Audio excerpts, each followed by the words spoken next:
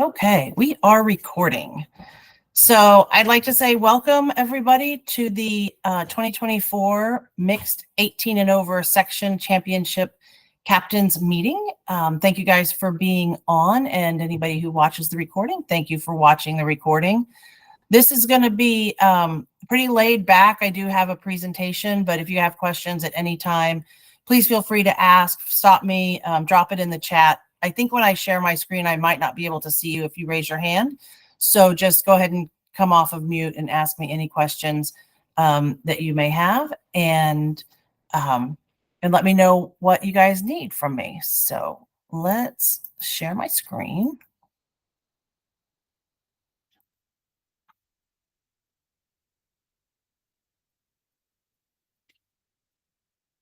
All right. So this is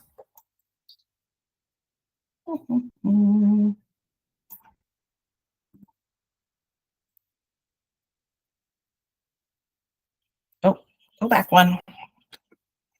All right. So like I said, this is for the mixed 18 and over section championship. So this is for everybody, the 6-0s, 7-0s, 8-0s, and the 9-0s. Congratulations on all your hard work over the season, and thank you for supporting USTA League. And we really appreciate you guys as captains. We know that we couldn't do league programs without you. And so we definitely want to say thank you, and we appreciate it very much. This is the 2024 USTA League National Championship schedule. They have compressed all of the championships this year into 4 weekends. So the mixed 18 and over 6-0s and 8-0s play November 1st, 2nd, and 3rd in Surprise, Arizona. The mixed 18 and over 7-0s and 9-0s play the same weekend in Orlando, Florida. And when you get the copy of the presentation, at the bottom on the left is a link to the national championship calendar in case you need it. So we are playing this weekend, June 21st, 22nd, and 23rd. We'll be in the central Connecticut-ish area, Farmington Valley, RFL Simsbury, East Hartford, and Glastonbury. We tried our best to keep everybody in the same locations. There's a little bit of a split between East Hartford and Glastonbury on Friday night, but then you should be in the same places for the rest of the weekend and play in your finals as well. So we're excited. We appreciate those clubs giving us access to their facilities this coming weekend. For communication during the championship, once you guys get there, if we need to get a hold of you, we'll do calls, or we'll text, or we'll talk to you in person. So if for some reason you have somebody that's going to be an acting captain, or somebody that is easier to get a hold of, or you would prefer that we call, when you check in to the tournament desk, if you'll just let your staff know that it's another different person, give them that phone number, that email address, and that person's name, that'd be really helpful. We don't mind who is the acting captain. We just need to know who to talk to if we need to get a hold of somebody for some reason. And then also we have a new captain's hub that has quite a bit of information, but the primary mode of communication itself will be the calls and texting and talking to you in person. So what to expect when you get there? The first thing you're going to do when you get there before your first match, so before the championship starts, but whatever the time of your first match is, please pop over 45 minutes early. It gives us a chance at the tournament desk to give you your player gifts, to give you your scorecards, and gives you time to fill out your scorecards and get them back to us. It just gives us a little bit of a buffer so that we can still get people out and on the court in time. So after that, before all the rest of the matches, we just need you to turn your lineup in 30 minutes early so that we can check it and we can get matches out as we can. So 45 minutes before your first one, 30 minutes before the rest of them. And please ask us questions. We are, as your site directors, tournament staff, we're there to help. We want to make sure if you're new, or if something is different, or if something has changed, that we answer any questions that you have. So feel free to come up at any time and chat with us to make sure that you're comfortable and ready to go for us. When it's time for your team to play, once we have lineups and we've checked them all, we like everybody ready to go 30 minutes ahead of time so that we can keep the tournament running on schedule. But what we'll do is we'll put those lineups together. We'll come out, we'll call, and we'll say Team A versus Team B. We need these players. We always go in order, first doubles, second doubles, third doubles, and we'll get everybody together, make sure everybody's good, have you meet each other, and then get you out on the court. So what we need your players to do at that time is show their ID. It can be government issued passport. It can be a driver's license, something with a picture and a name so that we know that the person that's on the lineup is the person that's going to play. So we do that, and then you guys are good to go, and we'll send you out on court. Once your players are on the court, please remember that these are unofficiated matches, just like your local league play. Remind people to be a good sport. This is super competitive, but we want it to be fun. If you have any issues that cannot be resolved within 30 or 45 seconds, the players need to come up to the tournament desk, ask us, we'll go help resolve any issues. Everybody gets a 10-minute warm-up. That does include serves. Again, that helps keep us on time. And remember that there's no coaching of any kind once the matches start. So does anybody have any questions about kind of what to expect from getting there to getting on court? I do. Hi, this is Paola Rubino. Yeah. So I was asking last year, and apparently nothing changed with this year, why we are not allowed to coach. If anybody, even in the WTA and ATP are coaching, why we are not allowed, at least not really coaching, but at least encouraging, our players from where we look at them. I mean, I think it's impossible that sometimes we cannot even cheer up our. Yeah, I can hear you. Can you hear me? Yeah, what I was saying is that sometimes we are not even allowed to cheer up our players and just say, come on, don't worry, keep going, keep pushing, because that's considered coaching by some captains.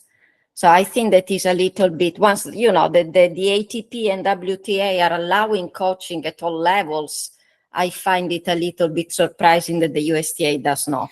I don't have a great answer for you because this is a national regulation, so we have to follow it at the section level, and we haven't even really had any conversations about it. But I'm happy to bring it up on our next national call and see if there's any regulation changes that they want to talk about. I agree with you. I think it's hard now that the WTA and the ATP are allowing coaching. It doesn't make a ton of sense.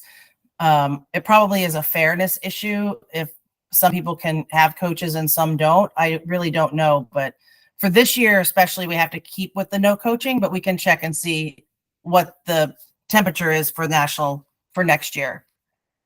Okay. Thank you. All right, more match information. So please let your players know that when they're done, that at least one player from each team needs to come back to the tournament desk. They both need to come together and report their scores. One player from each team needs to initial their scorecard, and they need to return the used balls. I know sometimes they get excited and they want to go off, but we need the scores. We need them accurate, and we need that both teams to agree that the score that is reported is correct. That way, when you guys as captains come to sign the scorecard, you know that your player and the other player have agreed that that's the score and there are no questions. So if you'll just remind your players that win or lose, they need to come to the tournament desk. And then once all three lines are done, if you guys as the captain will pop over, double check everything and then sign the scorecard, and then we can get into Tennis Link as soon as we get both captains to sign. The match format. So please note that the match format may be different than it is in your local area. We play by the national championship rules for the match format, which has a few differences than the timed matches in most of the local areas. So overall, it is a round robin format. So your early round will be round robin, and then in some cases, there will be head-to-heads for finals. All the matches are 2 out of 3 sets with regular scoring. So that's with add scoring. You play a 10-point Komen tiebreaker. If you split sets, there's no time limit. So you're going to thing out. If you get to 6-all in either set, it's also a 7-point Komen tiebreak. And in your documents that I have attached, you have a copy of how to play a Komen tiebreak. So if your players are unsure, they can print that out and put it in their bag, and it will just help them remember how to play the Komen tiebreak. You're going to switch on the odd games. That includes the first game. There's no rest after the first game, but they can grab a drink of water as long as they don't sit down and take a break. So switch on the odds, no rest after the first game. And then we are going to pare this down to 1 winner at each NTRP level. And 1 winner will go to the national championship. So we're very excited. You guys are our first set of teams that may or may not, that may go to the national champions this year. So this is a no default championship. That means everybody is playing every line going in. We've gotten all the wild cards. Everybody is either in a 4-team flight or a 5-team flight. So you guys should get plenty of tennis. So we're super excited about that. If for some reason an unintended default occurs, which means somebody gets there, they play, somebody gets hurt, don't have anybody to replace them on the next time they play, that line, the third line, ends up being defaulted throughout the round robin, including a reversal of any previously played matches. So that helps keep the math simple for everybody. But we're excited. Everybody's full right now. I haven't heard anybody. Nobody's allowed to get hurt between now and Friday. That's the rule. Nobody's allowed to get hurt. So we're all set for no faults going into this, no defaults going into this championship. I put this in just to remind everybody that we do have a national suspension point system. It's been in place for a couple of years now. And any code violations from tournament directors for anything from racket abuse to profanity, so it would be a direct code violation. Suspension points can be assessed on site. If you get 10 suspension points, that is a 3-month suspension, and that is nationwide. So if you get suspended in New England, you cannot play in any other section either. We don't usually have problems with this. I just wanted to let everybody know. And the bottom where it says link to the National Grievous Suspension Points documents, the external documents are there. So if you have questions about how the suspension points work, you can pop through there. And if you have any questions, you can always email or ask us at the desk, and we can kind of help you with that.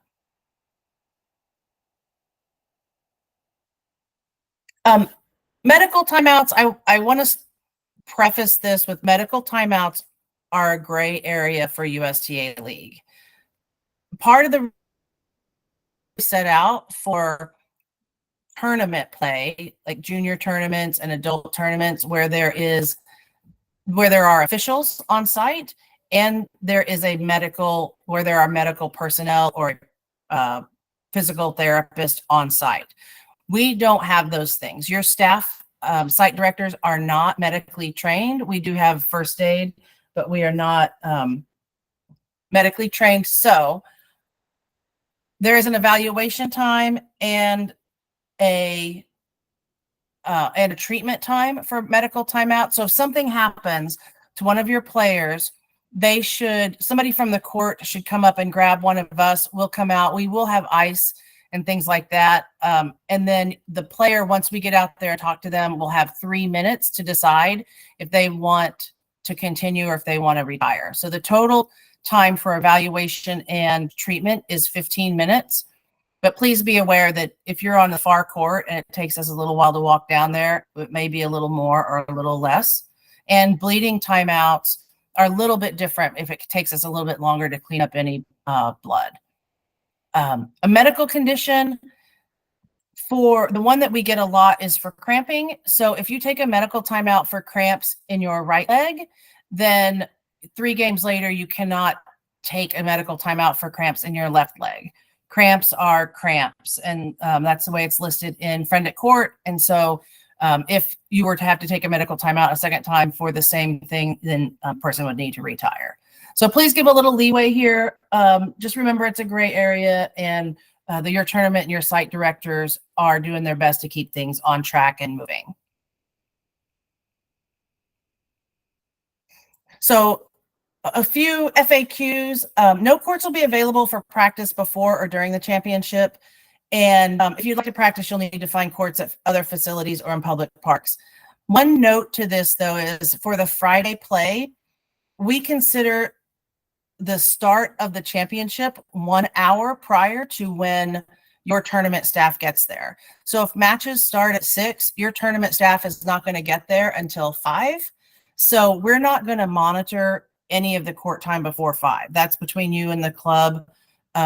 We just don't have the ability to do that. So once the championship starts, I think at Farmington Valley, you guys are starting a little bit earlier, but just know that once the championship starts on Saturday and before matches on Sunday, there are no courts available at all. Bathrooms and showers are open and available at all the locations. Please bring plenty of water and snacks with you. Some of the locations will sell some and some don't. I don't have that information on me, but you can bring all of that stuff with you, throw it in your bag. Clear liquids only allowed on the, we don't want to be spilling anything that will stain. So does anybody have anybody have any questions about any of those things?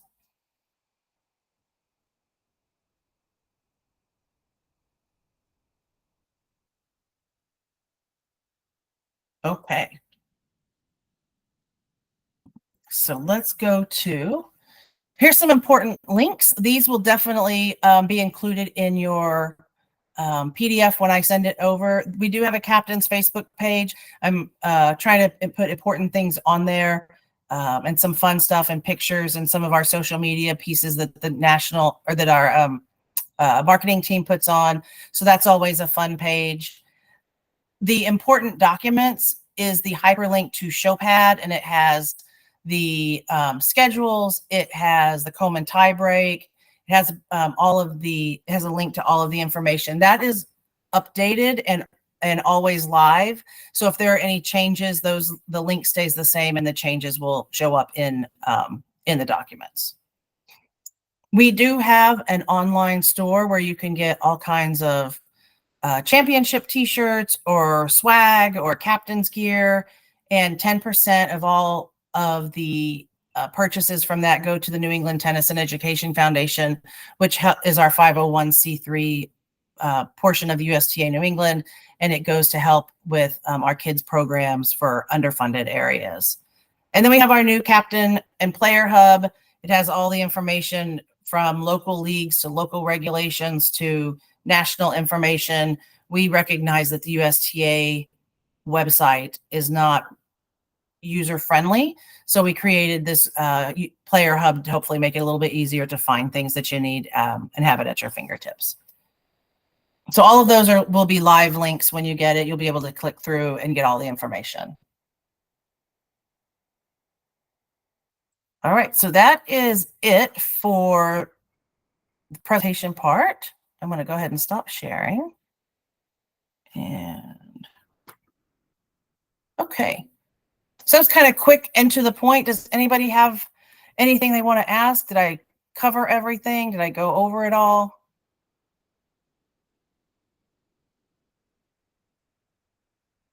Oh, quiet bunch today. Guys don't have any questions, I'm going to go ahead and stop the recording. You know how to get a hold of us. If you have any questions between now and Friday or Saturday, depending on when you start, we would be happy to answer them. So what we do, so Amy, this is my caveat to first matches, is we try to start putting people out 30 minutes early so that we actually start on time, because if we start putting people out at 1:30, getting all the matches out, it'll be pretty close to 2 when we get everybody out. We like everybody dressed and ready, because if we tell people we're going to put you out at 1:45, inevitably 1 or 2 players shows up carrying their tennis shoes with their bag. They leave it in their car, and now we're not getting people out until 2:30. So yes, please come, be ready to go at 1:30, and we will get everybody out as soon as possible and get everybody moving so that we can stay on time as much as possible. That's kind of a non-answer. Yeah, thanks. And is that the same for like Saturday morning for whoever starts at 8 a.m.? Do we have to be there by 7:15, ready to go on court at 7:30? So if it's your first match as a captain, please be there at 7:15 so that we can give you all of your items. And yeah, have your players come in and be there at 7:30 so that we can start throwing people onto courts as soon as possible. Okay, thank you. All right, I'm going to stop the recording.